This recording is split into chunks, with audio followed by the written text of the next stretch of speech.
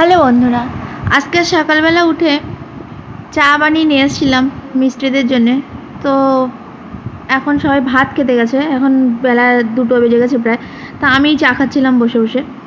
তারপরে এত মেঘ করেছে বাইরে যে ঘরে লাইট জ্বালিয়ে জ্বালিয়ে কাজ করতে হচ্ছে।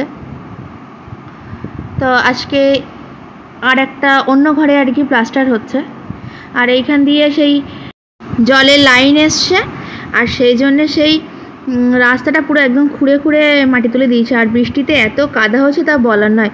এটা হচ্ছে ওই সেই টাইম কল হয় সেই জলের লাইন আর কি।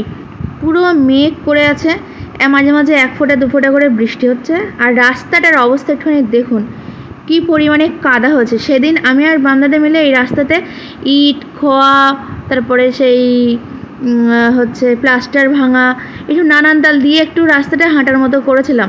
আর তারপর এখন এই অবস্থা। আর আমার সাইকেলে এত কাদা লেগেছিল যে সাইকেলটা চলছিল না।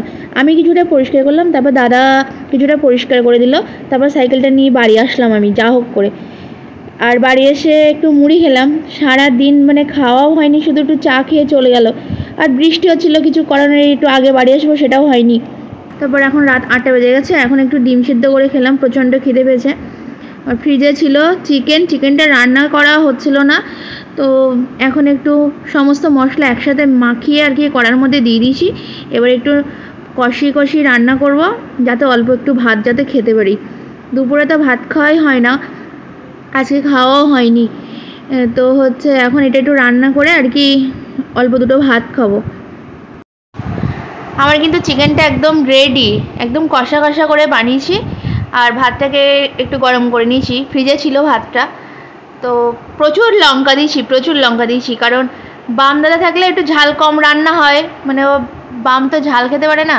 তো আমি এখন একা, সেজন্য একদম ঝাল দিচ্ছি আর খাচ্ছি। 10-12টা লঙ্কা দিয়ে দিয়েছিলাম আজকে তরকারিতে। ঝাল ঝাল খেতে আমার ভীষণ ভালো লাগে। তো রান্নাটা আজকে দারুণ হয়েছে। তো কাঁচা লঙ্কার রান্না তো সেজন্য একটু সাদা সাদা হয়েছে। আর বান্দাদা আসলে এরমভাবে একটু বানাবো।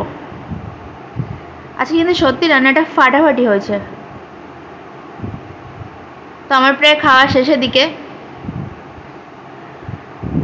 বান্দাদাকে খুব মিস করছি, কারণ বান্দাদা বাড়ির রান্না অনেকদিন খাইনি ওখানে। জলটা উল্টাতে পারিনি, কিন্তু হচ্ছে ওই বাটিতে ঢেলে ঢেলে আর কি বোতলে ভরেছি। তো এবার আমি আর কি জলটা খাবো, তারপর একটু টিভি দেখবো, তারপর রেস্ট নেবো। মানে আমার প্রচুর ঘুমের ঘাটতি, সেই ঘাটতিটা আজকে পূরণ করতেই হবে, ঘুমাতেই হবে ভালোভাবে।